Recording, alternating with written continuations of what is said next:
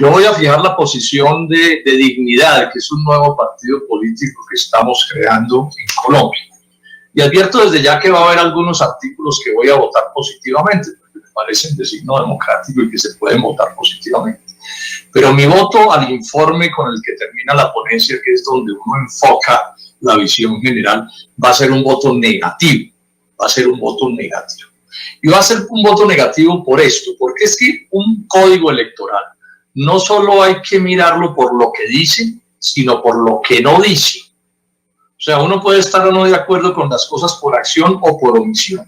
Y este código omite tratar un punto que a mi juicio es el principal problema del sistema electoral colombiano, que es el fraude, que es el hecho de una democracia o unas elecciones que podemos llamar de tipo democrático que se niegan en las prácticas que ocurren normalmente en los procesos electorales en Colombia. Entonces, como este código no ataca ese problema, que repito, es la negación misma de la democracia, que se roben las elecciones, que hayan fraudes de uno u otro tipo, entonces yo pienso que este es un código que no se puede votar, que Dignidad no va a votar, no voy a votar. Y voy a utilizar como prueba de la gravedad de lo que pasa dos citas, una del Registrador Nacional del Estado Civil y otra del Procurador General. Son frases del 2007 que no se han corregido, esto que les voy a decir. Revista Cambio del 2 de diciembre del 2007, titular: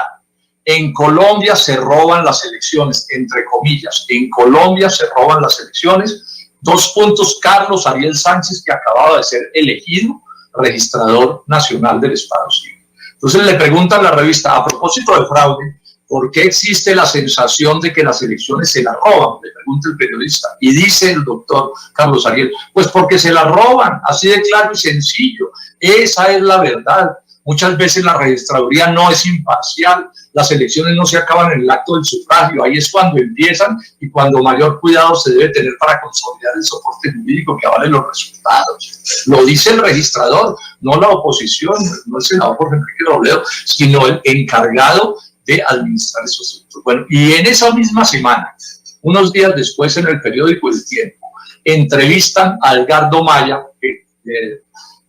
Procurador General de la Nación. El titular es este: no debería haber elecciones con el actual sistema, no debería haber elecciones. Parece mentira, pero lo dice, claro. Lo que está diciendo, esto está tan mal, tan torcido, que no debería haber elecciones. Por supuesto que él sabe que las tiene que haber, y entonces se explica. Dice, ¿cuáles son sus preocupaciones sobre nuestra situación electoral?, le pregunta el periodista. Entonces él dice, hay 3 momentos en el proceso de las elecciones: el preelectoral, el electoral y el postelectoral. En el primero, hablando de los fraudes, se encuentra el trasteo de votos, o sea, cómo se roban las elecciones en el trasteo de los votos. En el segundo, la compra de votos, la suplantación de electores y de jurados. Aquí hay jurados que van a hacer fraude. Y en el tercero, la manipulación de resultados. O sea, se roban las elecciones, lo digo yo en mi lenguaje, antes de votar, a la hora de votar y después de votar. Y en eso no se ha corregido. Esa es la realidad dramática del sistema electoral colombiano. Y este código electoral no trabaja en esta dirección nada que valga la pena, nada que sea de fondo. Entonces, nuestro voto, el de Dignidad, es un voto en contra, en buena medida como una constancia reclamando como la base de un sistema electoral, que es que no se roben las elecciones, se volvió parte del paisaje en Colombia. Aquí eso ya no importa, eso ya es como una cosa. Senador Jorge Enrique Robledo, continúe con el uso de la palabra, por favor.